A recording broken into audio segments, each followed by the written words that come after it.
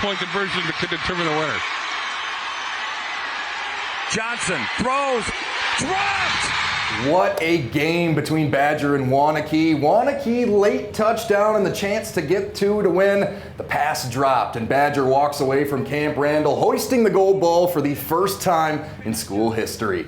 Welcome back. Before we dive into the Division I bracket, we want to share a special story out of Milwaukee. Many of you know Marquette claimed the Division I title last year, but you might not know they were playing for a very special reason. Here's Dario Melendez. He was just a great man. This is just paying him respect. He's one of the greatest human beings I've ever known in my life. Jeff Bley was a larger-than-life figure roaming the sidelines of Marquette University high school football games. A standout safety at the University of Central Florida in the mid-'80s. You're number 18, getting ready to tackle a player. And according to his players, an outstanding defensive backs coach for the Hilltoppers since 2017. He was dedicated, and that dedication passed through all of us. He was able to get to the root of what was going to get these guys to play their best. In December of 2022, after months of back pain, Jeff's wife, Connie, convinced the then 59-year-old to see a doctor. I said, I'm sure you just pulled a muscle. Just have him check. Maybe you just slipped a disc or something. And so they did an MRI, and the rest of it found a grapefruit-sized tumor pressing on the back of his liver-kidney area, but pressing back there that was causing all the back pain. And on December 22nd, they told us that it was stage 4 cholangiocarcinoma, which was bile duct cancer. According to the Mayo Clinic, bile duct cancer forms in the slender tubes that carries digestive fluid from your liver to your gallbladder and small intestine. The 5-year survival rate is less than 25%. What was your reaction to that news? Like, just couldn't breathe. Literally couldn't breathe. Over the next few months, Coach Bley underwent multiple surgeries and chemotherapy to combat the cancer. But with a chemo drug shortage, his chances of beating cancer began to diminish. So he turned his attention to a battle he believed he could win. His goal literally was to coach. He would only be able to come out once or twice a week, and he would come out, and sometimes it would be with his walker just coming across. He could barely stand for 10 minutes if he could, and it was really hard to see that and see somebody deteriorate right in front of your eyes. It definitely made us fight for something. And fight they did, while their coach was fighting to prolong his life, fighting to be around long enough to see his team do something special.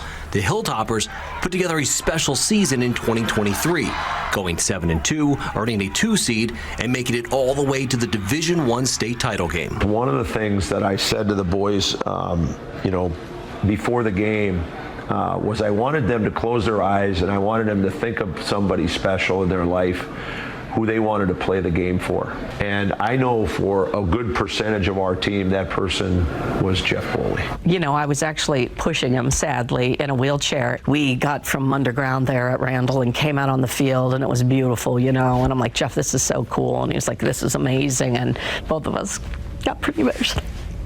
So, yeah.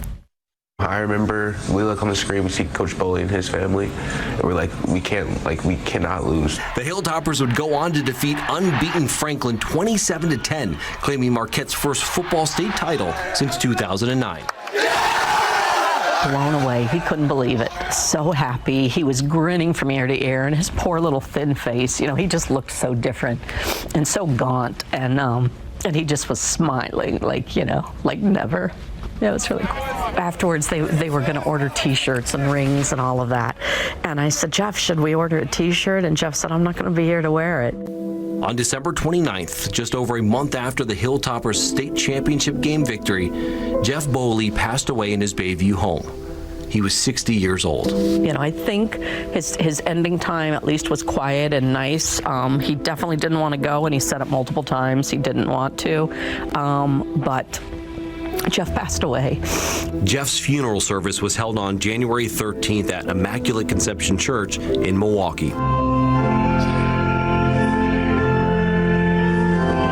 It was attended by friends, family, and of course, his football family. I'm standing in the back of the church, and all of a sudden I see 2 school buses pull up, and I see these football players get off. And it was like over 80-some football players, young, gorgeous boys, just all lined up and came into church single file. The whole church, there was not a dry eye in the house.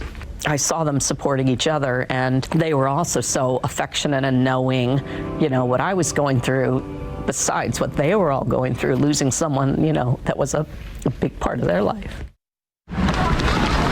And though Jeff Bley may not be on Marquette's sideline this season, his mark will be with the Hilltoppers every game. Putting coach on my helmet is just really important to me. He was a great coach. He was a great role model. He really brought the best out of me. Our thanks to Dario Melendez for that story. Just an incredible story. I'm sure we're going to hear from Marquette this year as well. All right, time to dive into Division I. Starting in Section 1, Waunakee gets the top seed. They'll host Wausau West. Middleton will welcome in Chippewa Falls for the 4-5 game.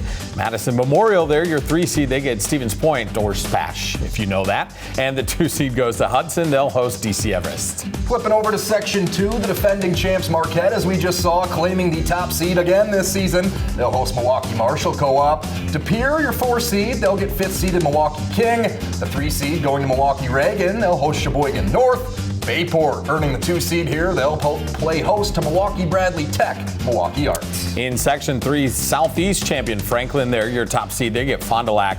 Muskego and Oak Creek face off in the 4-5 matchup. Nina's your 3 seed. They'll host Milwaukee, Hamilton, Audubon Technology, and Kimberly nabs the 2 seed. They'll host Appleton North.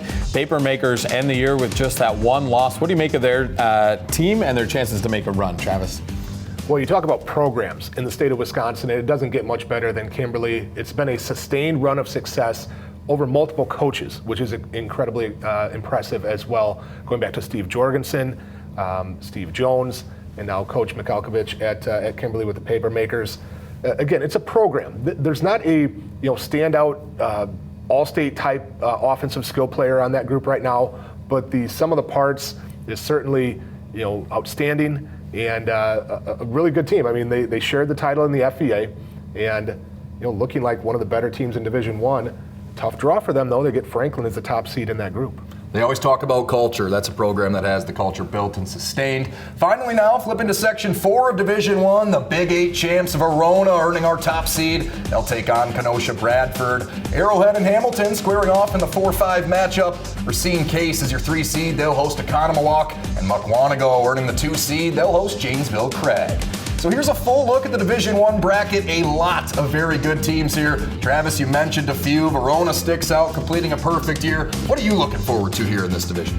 Well, we got a couple rematches right away in Level 1. You've got Kimberly and Appleton North. They played during the regular season, as well as Muskego and Oak Creek. They played in a non-conference game. How about Oconomowoc being a co-conference champion in the Classic 8, the best league in the state, 8-1, and they get a 6 seed. Wow. It's not going to sit too well with some folks there, but what a turnaround by the Raccoons. Last year they missed the playoffs, haven't been in the playoffs for a couple years, and all the way to a share of that conference title in the Classic 8 this year. Chip on their shoulder they're coming with, I'd imagine. And another great mascot. There we go. Well, earlier this week, Carly Murata from our Madison affiliate caught up with the head coach of Verona. We just saw get a 1 seed there. Here's their conversation.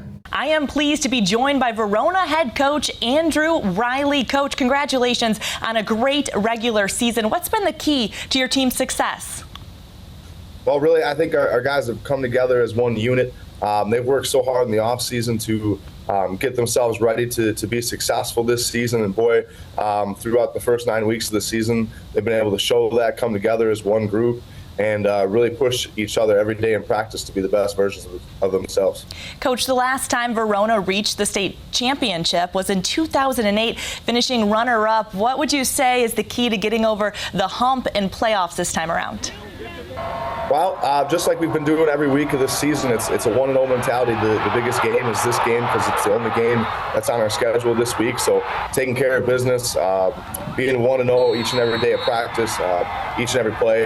We talk about being exhausted dudes with joy on our faces. If we end every night with being exhausted with joy on our face, it's going to be a good night. Coach, thank you so much for joining me, and best of luck in the postseason. Thank you, Carly. Appreciate the opportunity.